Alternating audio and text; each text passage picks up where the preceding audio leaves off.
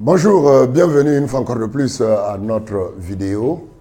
Dans cette vidéo, nous allons nous intéresser aux applications et aux limites de la théorie du consommateur. Spécifiquement, dans celle-ci, nous allons nous intéresser au surplus du consommateur. Nous allons définir le surplus du consommateur, le surplus du marché, et nous allons calculer le surplus du marché en fonction de différentes formes de courbes des demandes qui puissent exister. Et pour pouvoir définir le surplus du consommateur, nous avons besoin de définir ces deux notions importantes, à savoir la notion de disponibilité à payer et celle du prix du marché. Qu'est-ce que c'est la disponibilité à payer? Pour comprendre cette notion, nous allons prendre un exemple. Supposons que vous vouliez acheter un téléphone à 75 000. Vous êtes prêt à mettre 75 000 francs dans le téléphone. C'est vous qui décidez. Donc, c'est ce montant que nous appelons en économie la disponibilité à payer. La disponibilité à payer, c'est le montant maximal qu'un consommateur ou un acheteur potentiel est prêt à mettre dans l'achat d'un bien ou d'un service. C'est dans le cas de notre exemple. Si vous voulez acheter un téléphone et que vous êtes prêt à mettre 75 000 francs dans l'achat de ce téléphone, pour acheter ce téléphone, les 75 000 francs représentent ce que nous appelons la disponibilité à payer. La disponibilité à payer, par définition, n'est autre chose que le montant maximal qu'un consommateur potentiel ou un consommateur tout court est prêt à mettre dans l'achat ou dans l'acquisition d'un bien ou d'un service. Et le prix du marché, c'est quoi? Nous supposons que le marché est concurrentiel. Donc, l'offreur du bien en question, par exemple le téléphone, est preneur de prix ou encore price taker. Et en ce moment, c'est ce prix qui est fixé en magasin qu'on va appeler le prix du marché. Connaissant ces deux notions, nous pouvons en ce moment calculer automatiquement le surplus du consommateur individuel, un consommateur bien sûr. Le surplus du consommateur par définition va être en ce moment la différence positive entre la disponibilité à payer et le prix du marché. Dans notre exemple, si le consommateur est prêt à mettre 75 000 francs dans le téléphone pour acheter le téléphone, il est prêt à mettre ça. Et une fois en magasin, il voit que le prix affiché en magasin est de 70 000 francs. Donc sa disponibilité à payer est supérieure au prix du marché. Ça veut dire que son surplus va être de 5 000 francs. Parce qu'il est prêt à mettre 75 000, mais le dit téléphone est vendu à 70 000 francs. En ce moment, nous dirons que le surplus du consommateur est de 5 000 francs. Mais si la disponibilité à payer du consommateur est inférieure au prix du marché, nous disons simplement que le consommateur ne participera pas aux transactions. Et donc, il n'y a pas de surplus à calculer. Et à partir de là, nous pouvons maintenant trouver la définition du surplus du marché. Le marché étant par définition la rencontre entre l'offre et la demande. En ce moment, du côté de la demande, il y a beaucoup de consommateurs. Et à partir de là, connaissant le surplus pour un seul consommateur, à savoir la différence entre la disponibilité à payer et le prix du marché, à partir de là, nous pouvons trouver le surplus du marché. Le surplus du marché va être quoi par définition? La somme des surplus individuels. C'est-à-dire que s'il y a 100 consommateurs, on calcule pour chaque consommateur son surplus, après on agrège ces différents surplus en faisant la somme individuelle de ces surplus. Nous avons le surplus du marché. Donc le surplus d'une manière générale du consommateur individuel s'obtient par la différence entre la disponibilité à payer et le prix du marché, tandis que le surplus du marché s'obtient par la somme des surplus individuels. Et nous allons illustrer nos propos par un exemple numérique. À travers cette matrice, nous constatons quoi? Que le bien vendu est le livre et que nous avons 5 acheteurs potentiels et chacun de ces acheteurs dispose à une disponibilité à payer, c'est-à-dire le montant maximal auquel chacun est prêt à acheter un exemplaire du livre. Et nous avons le prix qui est fixé en magasin ou en librairie, si vous voulez, le prix unitaire qui est de 1 700 francs CFA. Nous faisons l'hypothèse rigoureuse que chaque acheteur potentiel n'achète qu'un seul livre. Et nous constatons là que l'acheteur qui a le plus, qui est plus engagé pour l'achat du bien est prêt à mettre 3 000 francs CFA, qui est appelé sa disponibilité à payer. Cet acheteur n'est autre qu'un golo. Et celui qui veut mettre le minimum possible n'est autre chose que Ali. Lui, il est prêt à mettre 1000 francs CFA. Et sachant que le prix du marché est de 1700 francs CFA, nous pouvons à partir de là calculer le surplus individuel pour chaque consommateur. Pour Ngolo, pour Fanta, pour Samba, pour Ja et pour Ali. Et ces différents surplus individuels sont calculés à travers cette colonne de notre matrice-là. Le surplus individuel. Pour Ngolo, on prend sa disponibilité à payer, c'est 3000, mais le prix fixé en librairie est de 1700. Donc, nous verrons en ce moment qu'il gagne 1300 dans la transaction. Tandis que Fanta va gagner 800 et Samba gagnera 300 dans la transaction, toujours en faisant la différence entre la disponibilité à payer et le prix du marché. Mais nous constatons là qu'il n'y a pas de surplus pour Jean et Ali. Pourquoi? Parce que simplement leur disponibilité à payer respectivement, ces disponibilités à payer sont inférieures au prix du marché. Donc les deux consommateurs potentiels là, Ali et Jean, ne participeront pas aux transactions. C'est pour cela on ne calcule pas de surplus. Parce que souvent les étudiants sont tentés de calculer des surplus négatifs. On ne calcule pas de surplus négatif. Quand la disponibilité à payer est plus petite que le prix du marché, on ne calcule pas de disponibilité. C'est aussi simple que cela. Et maintenant, le surplus du marché, nous avions dit, c'est la somme individuelle des surplus individuels. Nous aurons ici que ça fait 1300 plus 800 plus 300, ce qui nous donne un total de 2400. Dans ces conditions, si le marché ne regroupe que 5 acheteurs potentiels et que le prix du marché soit fixé à 1700, et dans la même veine, si les disponibilités à payer sont réparties de la sorte, nous aurons un surplus total du marché de 2400 qui est obtenu en faisant la somme individuelle des différents surplus. À partir de là, nous pouvons représenter cette distribution de surplus sur un même graphe. Mais pour cela, il faudrait qu'on associe pour chaque niveau de disponibilité la quantité de livres et de disponibilité de disponibilité calculée. Et c'est cette matrice qui prend en compte, ce tableau-là prend en compte cette évolution. Les liens qui vont exister entre les quantités et les prix. Qu'est-ce que nous constatons? Si le prix du livre est supérieur à 3000, nous constatons qu'en ce moment, il y aura 0 livre demandé pour la simple et unique raison que personne ne serait prêt en ce moment à acheter le livre. Ngolo, qui a la disponibilité la plus élevée, est prêt à mettre 3000 francs. Donc, si c'est supérieur à 3000, la quantité de livres achetés, c'est 0 et aucun acheteur potentiel n'existera en ce moment. Mais on fait l'hypothèse que le prix est compris entre 2500, c'est-à-dire plus grand que 2500, mais plus petit ou égal à 3000. Et comme Ngolo est prêt à mettre 3000 francs, donc Ngolo sera le seul acheteur, mais son surplus va être 0. Parce que le prix du livre est égal en ce moment à 3000 ou bien inférieur. Si c'est inférieur à 3000, il peut avoir un surplus. Maintenant, si le prix est compris entre 2000 et plus grand que 2000, mais plus petit ou égal à 2500, il y a Ngolo qui va acheter parce que sa disponibilité à payer est supérieure au prix qui sera fixé. Il y aura aussi Fanta qui a une disponibilité qui est égale à 2500. Et nous aurons en ce moment les acheteurs potentiels, c'est Ngolo et Fanta. Et si le prix est compris entre 1500 et 2000, idem, Ngolo va acheter, Fanta va acheter. Maintenant, le nouvel acheteur va être en ce moment Samba, qui a une disponibilité qui est égale à 2000 francs. Tandis que si le prix est compris entre 1000 francs, c'est-à-dire plus grand que 1000 francs, mais plus petit ou égal à 1500, il y aura les 4 acheteurs potentiels.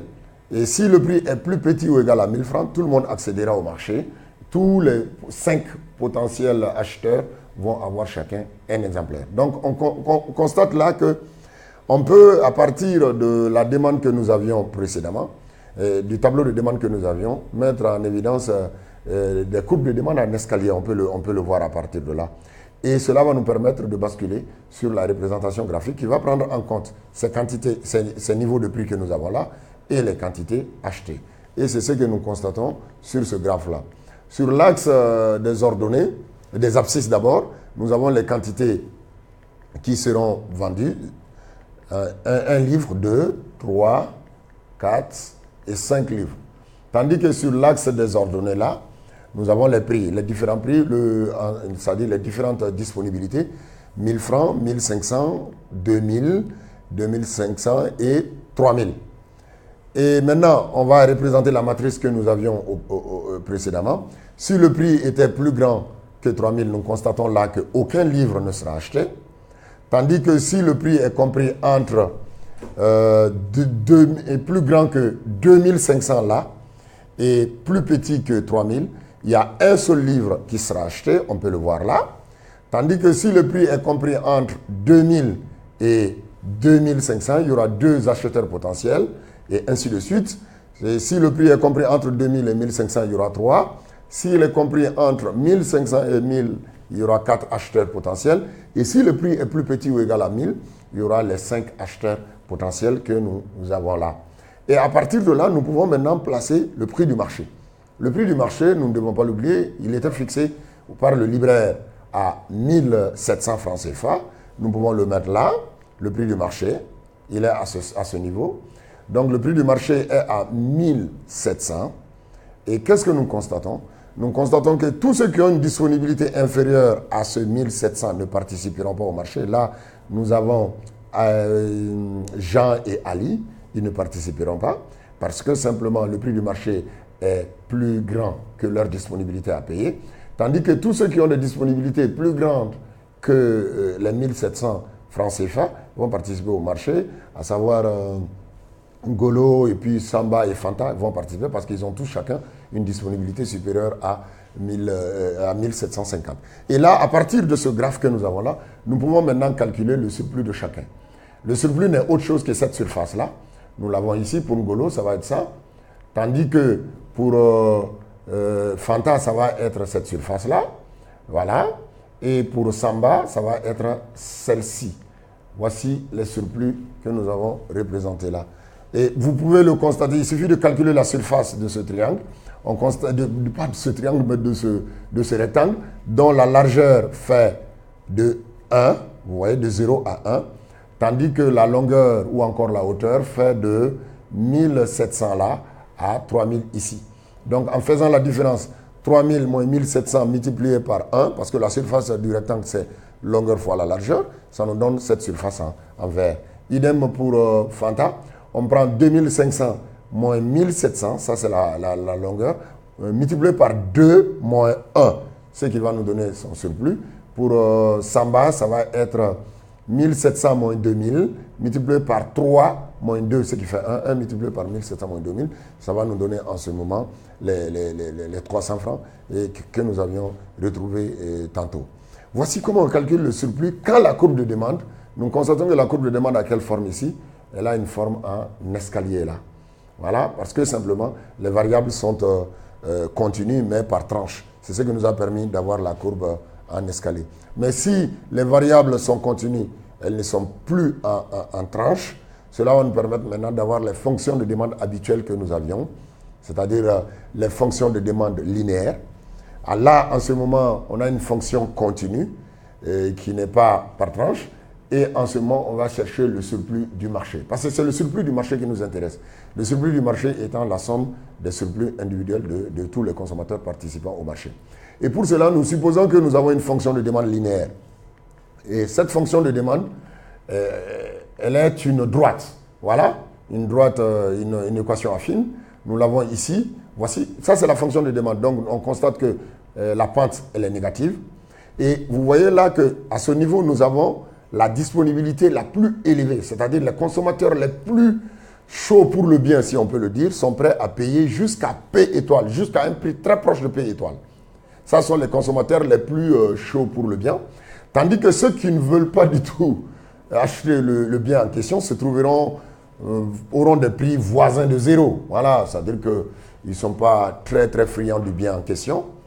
Maintenant, à partir de là, ça sont les consommateurs. Nous avons ce continuum-là.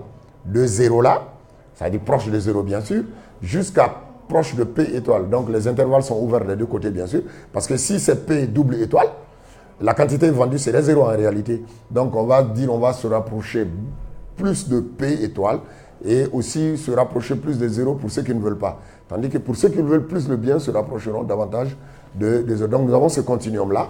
Et à partir de là, il y a le prix du marché qui est imposé par la loi de l'offre et de la demande sur le marché, parce que c'est ça l'hypothèse implicite. Et nous avons le prix du marché. Donc, le bien est vendu à ce prix P étoile. Donc, vous conviendrez avec moi que tous ceux qui sont prêts à payer un prix inférieur à ce P étoile ne participeront pas au marché. C'est-à-dire tout niveau, toute disponibilité à payer comprise entre 0 et P étoile ne peut pas participer au marché, donc on ne peut pas créer de surplus. Donc, ceux qui sont là peuvent participer, c'est-à-dire tous ceux qui ont une disponibilité comprise entre P étoile et P double étoile peuvent participer au marché parce qu'ils ont une disponibilité supérieure ou égale au prix du marché qui est là. Donc, vous conviendrez avec moi que nous avons des milliards et des milliards d'individus là, parce que c'est vraiment une surface, c'est des milliards d'individus. Donc, on ne peut pas se mettre à additionner individuellement des milliards de surplus. Donc, il va falloir qu'on calcule directement la surface de cette aire-là. Et pour ce prix, vous conviendrez avec moi que c'est cette quantité qui sera demandée. C'est-à-dire quand le prix est P étoile, c'est la quantité étoile et Q étoile qui serait demandée. Et à partir de là, nous pouvons maintenant calculer le surplus du consommateur. C'est toute cette zone-là qui représente en ce moment le surplus du consommateur. Et nous avons une chance parce que dans ce cas précis, nous avons une droite. Le fait d'avoir une droite, ça nous permet d'avoir un triangle. Et là, le surplus n'est autre chose que la surface du triangle. La surface du triangle ou encore la surface, la moitié de la surface d'un rectangle. C'est-à-dire longueur multipliée par largeur divisée par 2. Parce qu'une surface, c'est la moitié d'un rectangle. Et la surface du rectangle, du triangle, c'est la moitié de la surface d'un rectangle. Et donc, à partir de là, nous aurons quoi? Que le surplus total, c'est cette zone-là, comme vous pouvez le constater sur le graphe. Et en ce moment, ça va faire quoi? C'est la base, qui n'est autre chose que... la base, on peut prendre que c'est Q étoile, c'est-à-dire Q étoile moins 0, cette distance-là, elle est la même que celle-ci. Voilà, celle-ci est la même que cette distance-là. On est d'accord? Donc, ça va faire la base multipliée par la hauteur. La hauteur, c'est ça. La hauteur de notre triangle, c'est ça. C'est ça là. Donc, ça va faire P double étoile moins P étoile divisé par 2. Donc, nous avons le surplus du consommateur. En définitive, qu'est-ce que l'étudiant doit retenir? Il doit retenir que si la fonction de demande est une droite, une fonction affine, le surplus du marché s'obtient en calculant la surface qui est comprise entre la courbe de demande et le prix du marché, sachant que la quantité demandée sera connue bien sûr. Et donc, nous avons cette formule-là qui nous permet d'emblée de calculer la surface du triangle qui n'est autre chose que le surplus du marché. Maintenant, le cas le plus compliqué, pour ne pas dire le plus mesquin, est celui des fonctions qui ne sont plus linéaires, c'est-à-dire qui ne sont pas des droites, qu'on va appeler les fonctions non linéaires. Et là, nous n'avons plus une droite, ça veut dire que nous ne pouvons plus avoir un triangle. Et là, il faut faire appel, pour calculer la surface, il faut faire appel aux techniques des intégrales. C'est ce qui complique un peu la situation pour les étudiants. Et là, nous verrons quoi? Que sur l'axe des abscisses, nous avons toujours les quantités demandées. Et sur l'axe des ordonnées, nous avons nos prix. Les fonctions de demande sont marshalliennes, bien sûr. Et cela va nous permettre maintenant d'avoir cette fonction. Ça, ce n'est pas une droite. Ça, ce n'est pas une droite, c'est une courbe qui est convexe à l'origine du repère. Et donc, nous avons une fonction de demande parce que la loi de la demande est respectée. Au fur et à mesure que le prix augmente, la quantité demandée baisse. Donc, nous avons une fonction de demande habituelle, mais qui n'est pas linéaire, malheureusement, qui est, comme vous pouvez le constater là, qui est une fonction non linéaire. Et à partir de là, nous avons la disponibilité à payer. Donc, on met le prix du marché et à partir de ce stade-là, nous constatons qu'à ce niveau, nous avons normalement la disponibilité à payer et ça, c'est le prix du marché. Quand le prix du marché est à P étoile, nous avons un équilibre E étoile qui nous permet d'avoir la quantité offerte là. Le prix du marché est là parce qu'on a dit simplement que le producteur est price taker, donc il va trouver que le prix est une donnée. Voici le prix est là. Et donc, le surplus, c'est à quel niveau? Nous constatons là que tous ceux qui ont une disponibilité inférieure à ce P étoile ne peuvent pas accéder au marché, mais tous ceux qui ont une disponibilité supérieure ou égale à ce P participent au marché. Et là aussi, nous avons une surface. Nous avons des milliards d'individus là. Donc, il faut faire la somme de tout ça. Donc, on est obligé de calculer cette surface. Et pour calculer cette surface, comme nous l'avions dit, nous sommes obligés de passer par les calculs des intégrales. Et pour cela, il faudrait que vous prêtiez une attention assez soutenue à cette technique. Qu'est-ce que nous allons faire? Nous allons d'abord calculer toute la surface comprise entre cet axe-là, entre cette courbe de demande et cette courbe horizontale-là, parce qu'on peut la projeter là, et l'axe des ordonnées. Donc, nous allons calculer cette surface et cette surface. Donc, toute cette zone-là, nous allons la calculer par la technique des intégrales. Donc, c'est comme la surface comprise entre cette courbe-là, la courbe de demande et la courbe des ordonnées. Et nous allons calculer cette surface. Une fois qu'on a cette surface-là, on va retrancher cette partie. Et cela va nous permettre d'avoir cette surface. C'est ça un peu la difficulté par rapport à ce calcul-là. Et donc, nous avons le surplus est là. On ne peut pas le calculer directement. Il va falloir qu'on calcule cette surface-là en rouge, qu'on va appeler le surplus du marché, et cette surface en vert qui n'est pas le surplus, au contraire, qui représente la partie pour les consommateurs qui ont des disponibilités un peu plus inférieures au prix du marché. Et donc, on va calculer en tout ces deux surfaces en même temps. C'est-à-dire que la surface qui est comprise entre cette courbe de demande que nous avons là, l'axe des ordonnées et cet axe vertical qui passe par l'équilibre. En calculant toute cette surface, après on va retrancher la surface verte. Il va rester en ce moment celle-ci qui est le surplus du consommateur. Donc, toute cette surface, c'est ce que nous avions là à travers l'intégrale. C'est la surface qui est comprise, la surface verte et la surface rouge. Ces deux surfaces sont calculées par cette formule-là. C'est-à-dire que nous l'avons là, l'intégrale allant de 0 à Q étoile. Cette expression de l'intégrale permet de prendre en compte la surface rouge et la surface verte. Mais la surface verte, c'est-à-dire le quadrilatère P étoile, E étoile, Q étoile 0, sinon O, est un rectangle ou un carré. Donc on peut le calculer automatiquement en faisant longueur fois largeur. Voilà, c'est aussi simple. Ou côté fois côté, si c'est un carré. Mais si c'est un rectangle, longueur fois la largeur. Et à partir de là, nous allons retrancher. La longueur, c'est P étoile. La largeur, c'est Q étoile. Donc P étoile. Donc nous constatons en ce moment que nous avons en ce moment le surplus du consommateur. C'est cette surface totale-là que nous avions calculée, qui est captée par cette partie de l'intégrale, moins la surface verte-là que nous avons là, qui est captée par cette expression que nous avons là. Et à partir de là, nous avons le surplus du consommateur, sinon le surplus des consommateurs participant au marché, en d'autres termes, le surplus du marché. Et c'est sur ces notes que nous mettons un point final à notre discussion sur cette vidéo. Nous reviendrons pour un nouvel élément dans les jours à venir. Merci beaucoup.